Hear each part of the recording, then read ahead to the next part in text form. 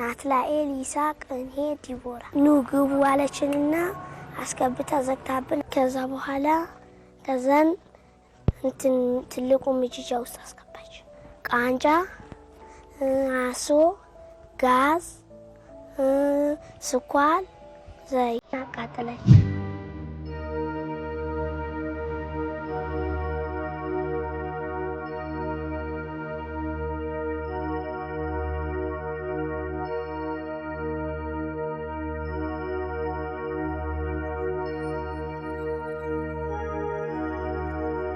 በጉራጌ ዞን ቻሃ ወረዳ ውስጥ ኦገር ቀበሌ ልዩ ስሙ ማጅጉንዬ ተብሎ በሚጠራው መንደር ታይቶና ተሰምቶ በማይታወቅ መልኩ 4 ህፃናት በሳት መቃጠላቸውን ፖሊስ ጥቆማ ይደርሰዋል።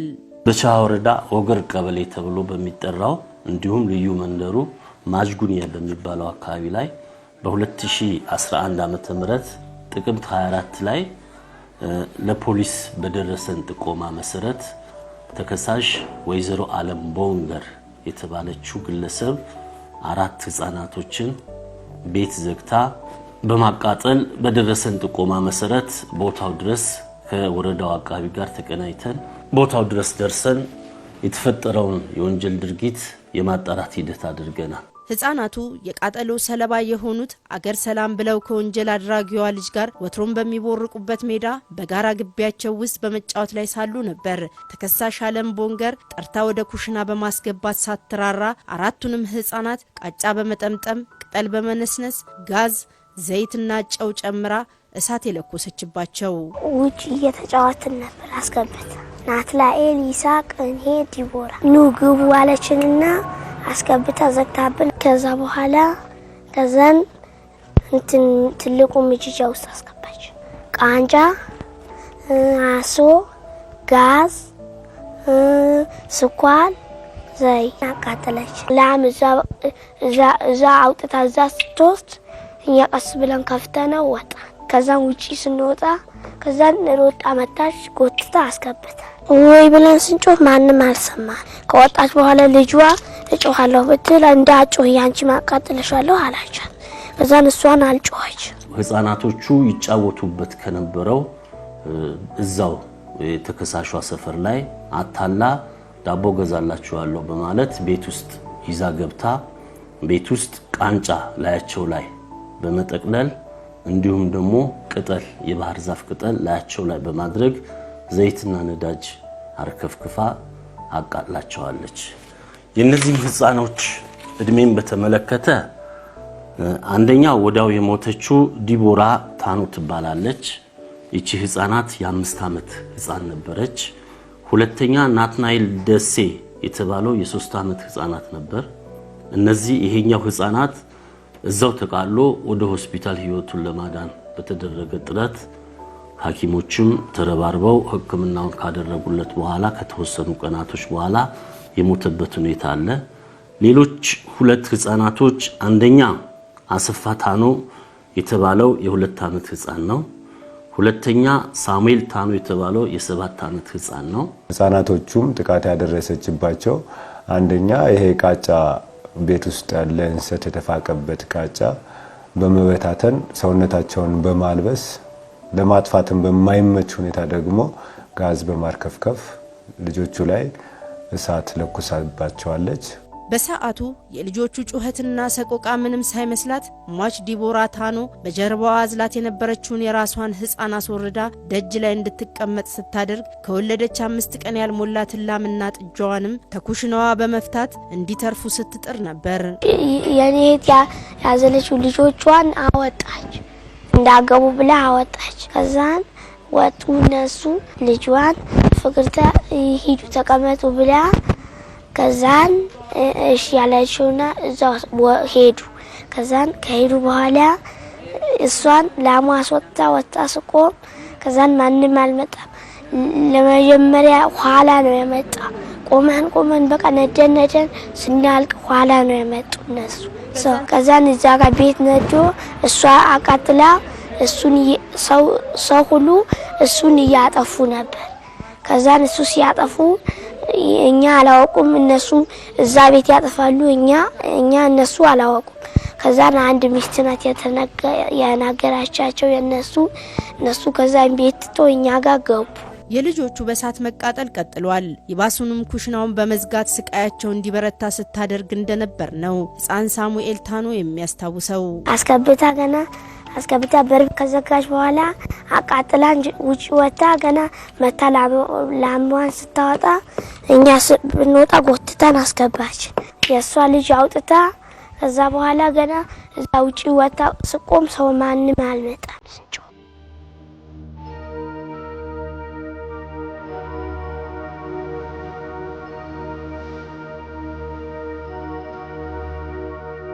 የህፃናቱን ጩኸት በመስማት ሰዎች እንዳይመጡ ተከሳሿ ታደርግ የነበረው ጥረት ከፍተኛ ቢሆንም በአቅራቢያ የነበረችው ጎረቤት የህፃናቱ ጩኸት ቢበረታባት ወደ ግቢው ገብታ ልጆቹ ወደሚጮሁበት ኩሽና ስትሮጥ በዚህች ወንጀል ፈጻሚ ግለሰብ በስለት ልትወጋ ችላለች። ተከሳሿ ህፃናቶችን ያቃጠለችው ሆን ብላና አስባ ተዘጋጅታ ስለመሆኑ የሚያመላክቱም ነገሮች ሌሎች ተጨማሪ ነገሮችም ያገኘንበት ሁኔታ አለ በምርመራችን ሂደት ላይ።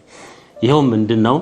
ተጎጂ ህፃን ሳሙኤል ታኖ የተባለው ህፃን ልጅ ባደረገው ጩኸት የአካባቢው ማህበረሰብ ጩኸቱን ሰምቶ ሲመጣ አስቀድማ ወይዘሮ መሁባ ካሚል የተባለችው የጎረቤት ሰው ጩኸቱን ሰምታ ወደ ጩኸቱ ቦታ ስትመጣ ተጠርጣሪዋ ተከሳሿ ማለት ነው አዘጋጅታ የነበረውን ስለት ሴትዮዋ ህፃናቶቹን እንዳይድኑና እንዲቃጠሉ ፈልጋ ስለነበረ ሴትዮዋ ወደ ጩኸቱ ቦታ ስትቀርብ በዛ በያዘችው ስለት ወይዘሮን መሁባ ካሚልን የተለያየ ሰውነት አካሏን በስለቱ የቆራረጠችበት ሁኔታ የነበረበት ሂደት አለ።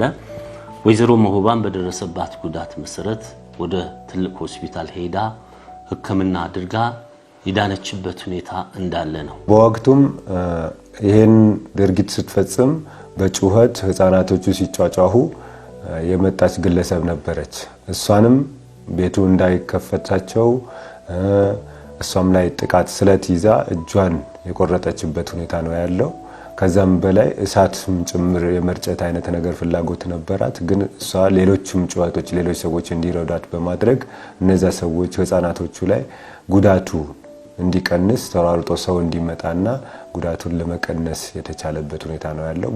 ሰው ባይመጣ ግን እነዛ አጠቃላይ ህፃናትም ጭምር ጉዳት ላይ የመጣሉ አዝማሚያ እንደነበራት ነው ውስጧ ላይ የያዘችው።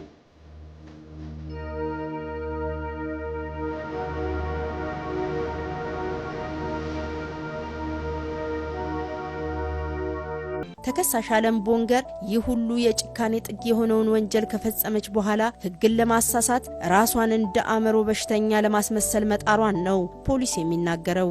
ሴትዮዋ በሽተኛ ማለት የአእምሮ በሽተኛ ለማስመሰል ያደረገቻቸው እንቅስቃሴዎች ነበሩ። ምክንያቱም የተፈጸመው የወንጀል ድርጊት በአይነቱና በሁኔታው እንደ ዞናችን እንደ ጉራጌ ዞን የመጀመሪያ ከመሆኑም አንፃር አስደንጋጭና ዘግናኝ የነበረበት ሁኔታ አለ።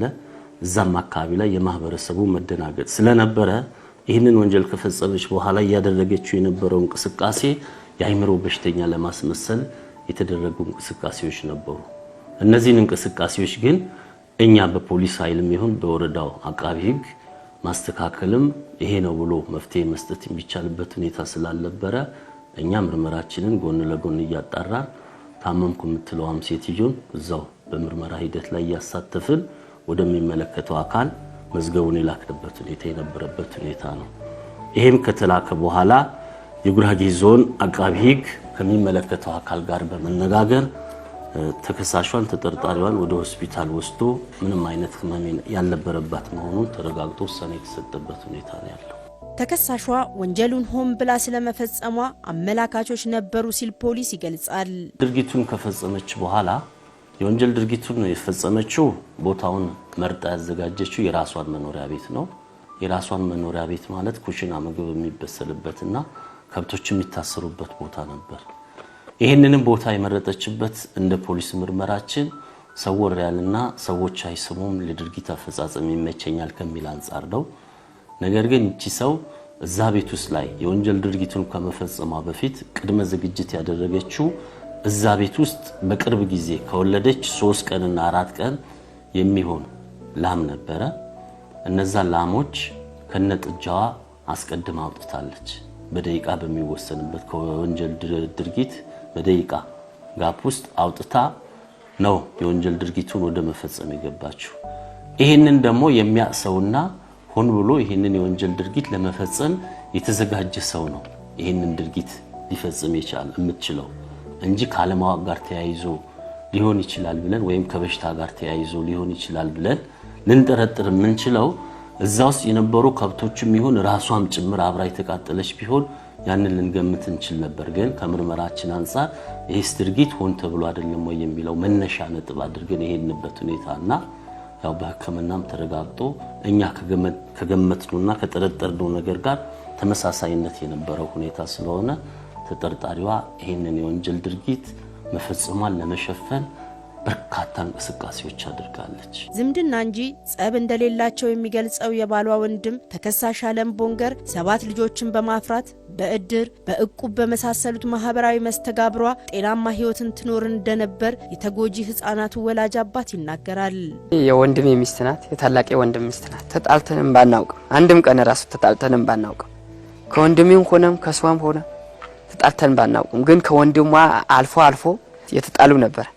ሰው ሰፈር ሰው ተሰብስቦ ያስታረቃቸው ነበር። እቁብ 4000 ብር ነበራት፣ 3000 ብር የትግስቱ ነበረ የሷ ከፈለችው። 7 ልጆች አላት፣ 3 ወንድ 4 ደግሞ ሴቶች አሉ። አንድ ሴት ልጃቸውን በሞታተው 2 ልጆቻቸው ላይ ከፍተኛ ጉዳት የደረሰባቸው ወላጆች በወቅቱ ጉዳቱን እንዲህ ያስታውሱታል።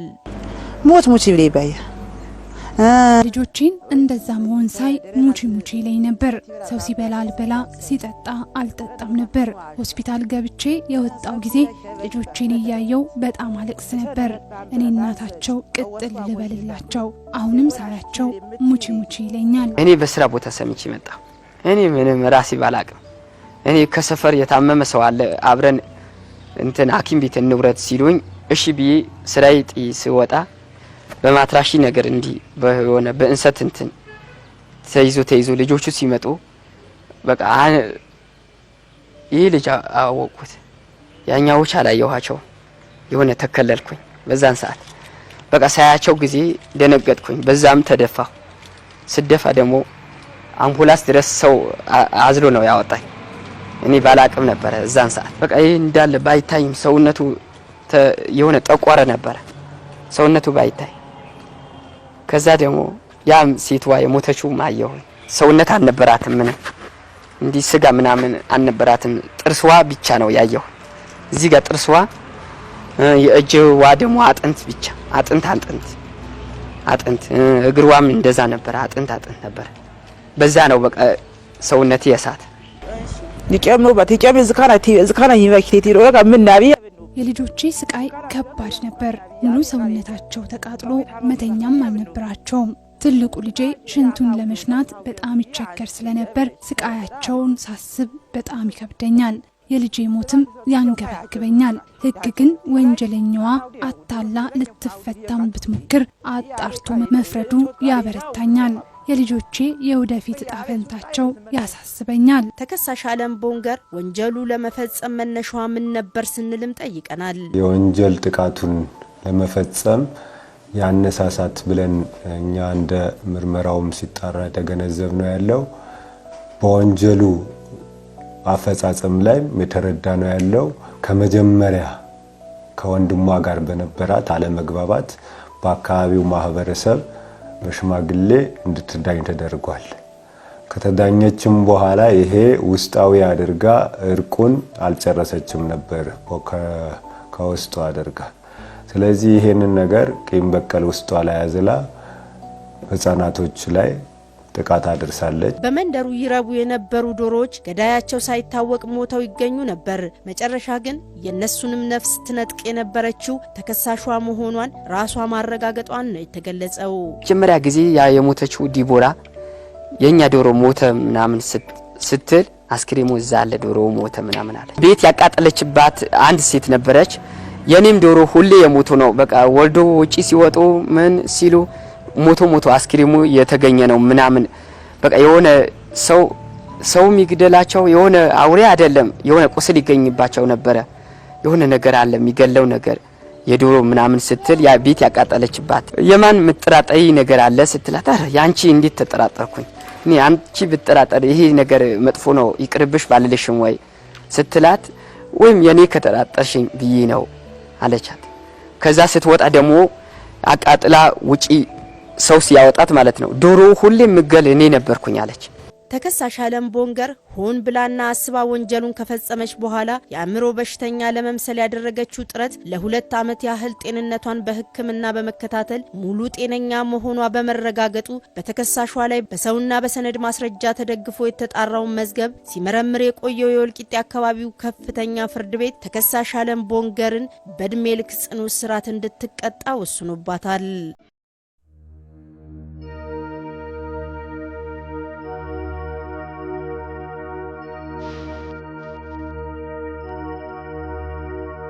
የሆነው ሆኖ ልጄንም አጣው ልጆቼም እንደዚህ ተጎዱ።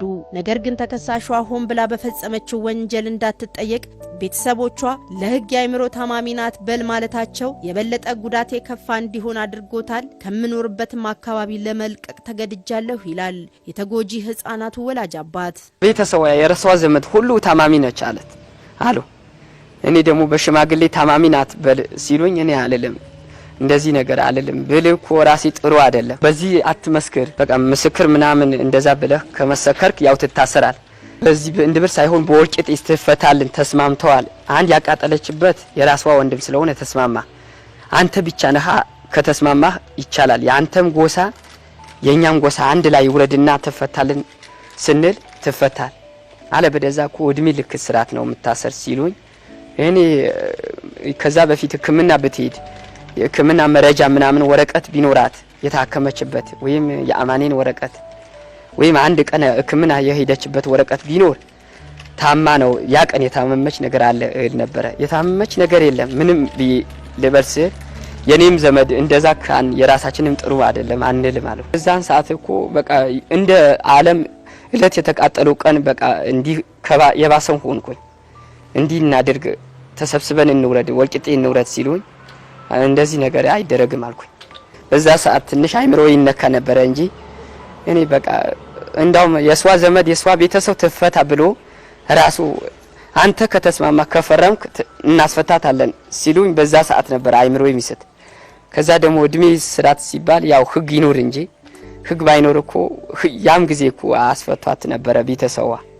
እኔ ያው አቅምም ስለሌለኝ የተከሳሿ ወንድም የሆነውን የሟች ናትናኤል ደሴ ቤተሰቦችን አግኝተን ሐሳባቸውን መጋራት ብናስብም በሁኔታዎች አለመሳካት አልተቻለም።